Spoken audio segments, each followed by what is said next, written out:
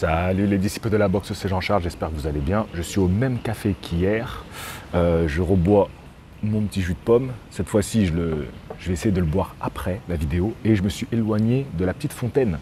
Voilà, hier, il y en a qui disaient qu'il y avait un bruit de pipi. D'ailleurs, c'était très drôle, les haters de Tony Oka qui urinent à côté de la vidéo, ça m'a fait bien rire. Mais ce n'est pas ça, c'était une petite fontaine. Du coup, aujourd'hui, on va réagir à tout ce qui s'est passé autour des noms Gervonta Davis et Vasily Lomachenko. Ce qui s'est passé, c'est que on nous a beaucoup dit que le combat était fait. Le combat était signé pour cette année. Donc, comme tu vois, je te le dis, moi, j'aime pas faire des vidéos sur des rumeurs, comme je l'ai fait pour Canelo Berlanga. D'ailleurs, merci, vous avez bien apprécié la vidéo. Je ne l'avais pas fait sur Davis Loma, mais je l'ai faite pour les membres de la chaîne. Un petit avant-combat, je me dis voilà, je pense que là on y est, c'est le bon moment, donc voilà, on fait une petite vidéo, je fais une petite vidéo là-dessus, je donne mon prono, tu vois, entre guillemets, je leur fais une avant-première. Et là, en fait, les dernières nouvelles qu'on a su, c'est que le manager de Lomachenko, c'est un gros manager, il s'occupe de beaucoup de boxeurs. Un jour, on pourrait peut-être faire une vidéo sur tous les boxeurs qu'il a, le Clivas, hein, je crois que ça s'appelle comme ça, qui s'occupe de Lomachenko. Et donc, il fait une déclaration, parce que vous savez, les boxeurs ukrainiens, les Américains, on se base beaucoup sur leurs tweets, les boxeurs américains, leurs tweets, leurs vidéos Instagram, etc. Les Anglais aussi, mais les Ukrainiens, les Russes, ça va être plutôt les managers, ce qu'ils disent. Et donc lui, il fait une déclaration en disant que, bon, en gros, je te grossis le trait, Loma, il ne veut pas le combat en fin d'année, il a d'autres choses en tête, il n'a pas la boxe en tête, il a besoin de temps, et il va sûrement prendre une année pour lui. En gros, c'est ça. Donc, pas de combat contre Gervonta Davis. Voilà. C'est clair et net, tu vois, il n'y a pas de... Pour moi, c'est clair, tu vois. Et donc, Dato, il fait une vidéo réaction à ça. Ce qui est un sujet très intéressant, tu vois. Donc, pour quelle raison Lomachenko ne veut pas ce combat, est-ce que c'est une bonne ou une mauvaise idée, etc. Bon, et donc, j'écoute la vidéo de Dato. Moi, ça me éveille plusieurs réactions, tu vois, que ce soit le... C'est pas bon signe en fait, je me dis c'est pas bon signe. Voilà, mais je sais pas encore vraiment comment me positionner. Et en fait, je lis un commentaire sous la vidéo de Dato qui est très intéressant et je voudrais vous en faire part. C'est Lolo qui dit, donc Lomachenko à la base n'aurait jamais dû combattre Kambosos. Donc je vous rappelle que c'était pour la ceinture WBO. Après le combat contre Haney, il était tellement déçu, donc le combat contre Haney c'est là où il aurait pu avoir toutes les ceintures, donc ça s'est pas fait, parce qu'il a perdu contre Haney. Et il voulait arrêter la boxe. Donc Loma, à ce moment-là, il veut arrêter la boxe. Il fait quand même le combat contre Kambosos et il fait une très belle perf.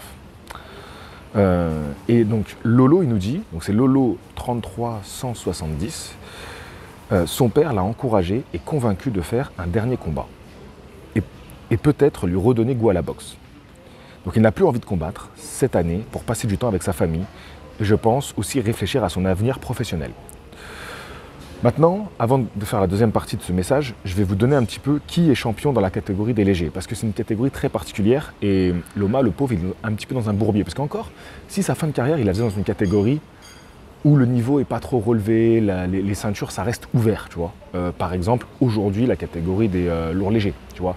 C'est des catégories où, attention, même ça commence à se durcir, mais tu as des catés où, par exemple, les poids coqs, une fois que Inoue, il est monté, les ceintures sont redistribuées, t'as Nakatani qui a débarqué, t'as Takuma Inoue, le petit frère qui a débarqué. Voilà, bon, bref, c'est des catégories où ça se redistribue, tu vois, souvent après qu'un champion soit passé. Mais les légers, oui, ça s'est redistribué, mais pour le pire, parce que c'est que du lourd. Tu regardes Gervonta Davis qui a récupéré la ceinture WBA, Shakur Stevenson, la WBC. Pour moi, je dis récupérer parce que pour moi, ils n'ont pas vraiment fait le combat pour devenir champion du monde. Tu vois ce que je veux dire? Bon, Zepeda, il est bien classé, mais il n'est pas champion. T'as Lomachenko qui est champion de WBO. T'as Berinchik qui vient de récupérer la ceinture IBF. Ou attends, WBO IBF, je sais plus entre Loma et Berinchik. Attendez, je vais vérifier ça tout de suite, comme ça je vous dis pas de bêtises. Berinchik, il est à WBO, excusez-moi. Berinchik, il est à WBO, en battant Navarrete. Pareil, c'était une ceinture qui était vacante. Et Loma, l'IBF, excusez-moi. Donc c'est un petit couac, mais dans l'ensemble, on a 4 champions. Et donc maintenant, on va regarder la suite de son commentaire, qui est très intéressant. Donc lui, Lolo, il voit cette possibilité-là. Opportunité qu'il revienne si Davis combat Shakur. Le gagnant aura 2 ceintures, WBA, WBC. Le camp Loma arrive, si le camp Loma arrive à monter le combat en début d'année contre Berinchik, Ukrainien contre Ukrainien, c'est pas déconnant. Donc tu aurais Américain contre Américain, Ukrainien contre Ukrainien. Ça aussi, c'est des choses qui peuvent faciliter la mise en place de l'organisation de ce combat. Cela pourrait faire une réunification totale. On sait que Loma, son plus grand rêve, et il a toujours voulu ça, faire une réunification totale. Et le pauvre, je dis le pauvre parce que quand tu vois son accomplissement, il n'a jamais pu l'avoir. Cela pourrait faire une réunification si Loma gagne bien sûr son combat et si Davis ou Shakur acceptent le combat de réunification. Cela fait beaucoup de paramètres, c'est vrai Lolo, ça fait beaucoup de paramètres, pour que cela se réalise. Il faut relativiser car on n'entend jamais Lomachenko parler, on lui prête facilement un discours qu'il n'a jamais tenu. Oui, bon après ça c'est un peu notre jeu à nous, hein. C'est-à-dire même s'il n'y a pas un discours clair ou même quand ils ont un discours clair, on va réinterpréter ce qu'ils disent. De toute façon, moi je dis toujours la réalité elle est sur le ring, c'est là que tout se passe. C'est pour ça que moi souvent quand je fais des vidéos où je parle d'un combattant, j'essaye le plus possible de rester sur qu'est-ce qu'il a accompli dans sa carrière et pas juste l'impression qu'il a laissé aux gens. Il y a des boxeurs qui ont laissé une grosse impression dans les mémoires, mais moi je ne suis pas convaincu de ce qu'ils ont réalisé et d'autres par contre qui ont réalisé des choses extraordinaires. Le dernier que j'ai fait, Salvador Sanchez, il n'est pas forcément resté beaucoup dans les mémoires parce que c'est vrai qu'il n'a pas exercé très longtemps de par sa... Allez voir la vidéo, elle n'a pas fait beaucoup de vues en mois de juillet, j'ai fait une bêtise de la sortir au mois de juillet, mais bon c'est pas grave, le boxeur mort champion du monde. Allez voir ça. Et là par contre lui, c'est merveilleux ce qu'il a fait sur un ring. Bref, tout ça pour vous dire que moi Lomachenko, je veux voir ce scénario se réaliser. Maintenant, j'ai bien peur que cela n'arrive pas, pour différents facteurs, parce qu'aujourd'hui Lomachenko, je pense qu'il... Alors, j'allais dire un truc et de l'imaginer, pour moi c'est pas possible. Lomachenko peut perdre contre Berinchyk. Même si c'est 2 mondes d'écart entre les deux. Mais aujourd'hui, Lomachenko n'est plus le grand Lomachenko. Et le problème, c'est qu'il se trouve dans une KT, à part Berinchyk qui est prenable. Donc en vrai, peut-être que derrière le refus, il y a une stratégie. Peut-être. Parce qu'il se dit, Davis, il va devoir défendre son titre. Il y a moyen qu'il le fasse contre Shakur. Donc peut-être qu'il y a une négociation qui fait que ils se disent, on fait un choix stratégique. Est-ce que je crois à Lomachenko? On s'en fout. Est-ce qu'il mérite d'avoir les combats dans les meilleures conditions? Moi, je pense que oui. Je sais que j'ai un abonné fidèle, je pense souvent à lui parce qu'il n'est pas trop pour que Loma ait un petit peu des passes droits. Mais pour moi, je pense que des boxeurs accomplis comme ça, si c'est pour faire des grands combats, parce qu'en fait, je préfère un Loma qui a des passes droits pour faire des grandes affiches qu'un Canelo qui a des passes droits pour faire des grandes affiches, mais que pour la fame.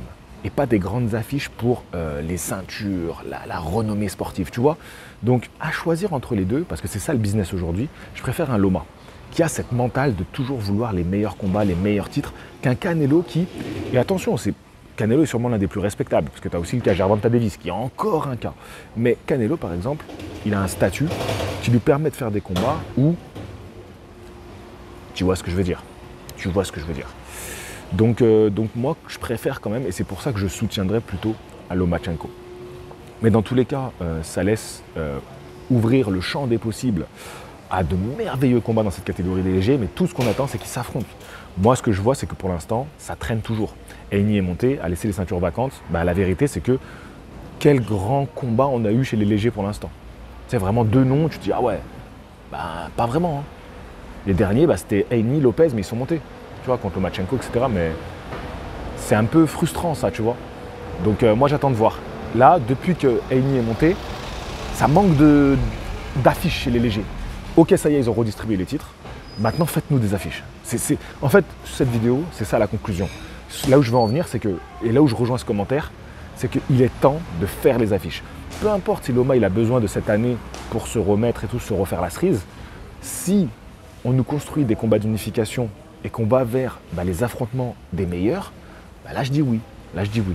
Et c'est tout ce qu'on demande. Mais pas que ça retarde, que ça repousse, que Davis il fasse encore une défense contre un mec sorti de son chapeau, tu vois. Non, franchement, même si moi je pense que Davis il va pas nous sortir un Shakur Stevenson, il va sortir un Muratalla ou tu vois, un truc comme ça. Un truc comme ça, attention, c'est des mecs bien classés, mais voilà. Bon les gars, je vais boire mon jus de pomme, je vais aller prendre mon train et je vais rentrer à la maison. J'ai pas encore fini le reportage, je suis en déplacement, je vous l'ai dit. Je finis le reportage, ça sortira là. À partir de là, vous allez avoir des reportages qui vont sortir à Birmingham. C'était le déplacement où j'étais juste avant. Ici, dans le sud. Enfin, dans le sud. Je suis moins dans le sud de là où j'habite, mais je suis plus dans le sud que les Parisiens, par exemple. Et que les Lyonnais. Donc, je suis dans le sud quand même.